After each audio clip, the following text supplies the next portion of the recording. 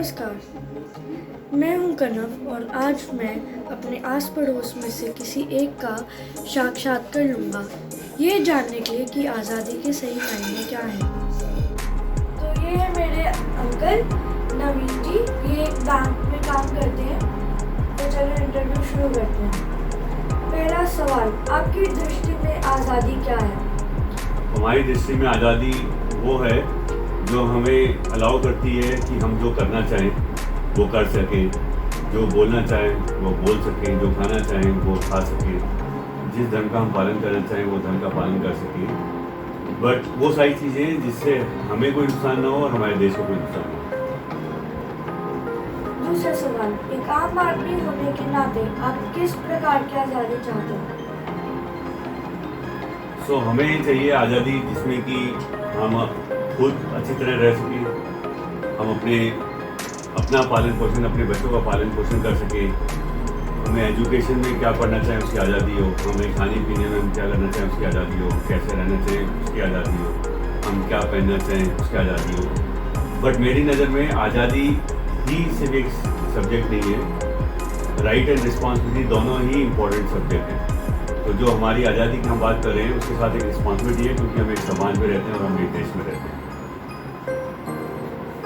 ठीक है। तीसरा सवाल, यदि आप एक स्वतंत्रता सेनानी होते तो किस प्रकार से देश का सहयोग करते? स्वतंत्रता संग्राम में बहुत लोगों ने बहुत तरीके से योगदान दिया है। तो अगर हम स्वतंत्रता सेनानी होते तो हम बिकॉज हम लोग पढ़े लिखे हैं तो हम अपनी पढ़ाई का यूज़ करते, कैसे जागरूकता फैलाई जाए पूरे देश में कि क्यों हमें याद होना चाहिए और हमारा हिस्ट्री क्या है 200, 400, 500 साल पुराना, किस तरीके से एक सेवा भाव लाते अपने पूरे समाज में। और तीसरा कि हमें भी जहाँ पे भी जाने की जरूरत पड़ती हम आ जाते। चौथा सवाल, एक क्रांतिकारी होने के नाते आप कौन से दल का हिस्सा बनना चाहते हैं, गरम दल या नरम दल? हम तो गरम दल का ही हिस्सा बनना चाहते हैं। क्यों? क्योंकि हमें भगत सिंह पसंद है। हमें पता है कि सिर्फ बातों से आज़ादी मिलनी मुश्किल थी, तो आज़ादी के साथ साथ जो संग्राम हुआ उसका भी बहुत महत्वपूर्ण योगदान है। तो चाहे वो चंद्रशेखर आज़ाद हो, चाहे वो भगत सिंह हो, चाहे रानी लक्ष्मीबाई हो, सबका एक बहुत बड़ा योगदान रहा है। तो सिर्फ लेखन वाणी के अलावा गरम दल का भी बहुत बड़ा योगदान रहा है आज़ादी पाने में। आज़ादी के बाद क्या भारत सही दिशा में गया? मोटे तौर पे देश सही दिशा में गया और आज भी सही दिशा में जा रहा है। छठा सवाल, आज़ाद भारत को आप कहाँ देखना चाहते हैं? हमारा देश पूरे विश्व में एक सोने की चिड़िया माना जाता था। उसके बाद मुगलों ने और अंग्रेजों ने हमारे ऊपर शासन किया। हमारे देश में क्षमता है कि हम फिर से सोने की चिड़िया कहलाएं। उसके लिए हमें बहुत सारे काम करने हैं, बहुत डिसिप्लिन अप्रोच लानी है। तो हम तो एक नागरिक होने के नाते यही चाहते हैं कि हमारा देश फिर से एक सोने की चिड़िया कहलाए। सातवां प्रश्न, इस मुकाम तक पहुंचने में क्या कमियां रह गई? तो इतना बड़ा देश है, इतनी संस्कृति है, इतने भाषाएं, तो इस देश को एक साथ चलाना ही सबसे बड़ी चैलेंज था हमारे देश के लिए।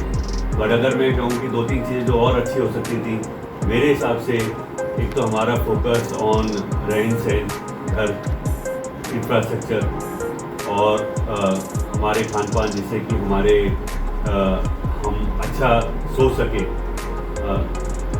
सबसे बड़ी प्रॉब्लम रही पॉपुलेशन की, जो बहुत ज़्यादा हमारी ग्रोथ रही है। और दूसरी सबसे बड़ी प्रॉब्लम रही है हेल्थ की, जो हमें इम्प्रूव करनी है। आखिरी और आठवां प्रश्न, आप भारत का नागरिक होने के नाते विकास में किस प्रकार सहयोग करते हैं? हमारा सहयोग मुख्य रूप से ये है कि जो भी देश के कानून है उसको बनाए रखें, उसका पालन करें। दूसरा सहयोग है क्योंकि हम एक स्थिति में है जिसमें कि हम दूसरों को कंट्रीब्यूट कर सकें दूसरों की ग्रोथ में। तो हम अपने सारे इनकम टैक्स का पेमेंट सही टाइम पे करते हैं, जैसे कि हमारी इनकम बाकी जिनको जरूरत है उसकी उनमें डिस्ट्रीब्यूट की जा सके गवर्नमेंट की तरह। ये हमारा योगदान है।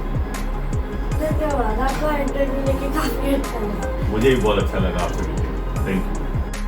Thank you.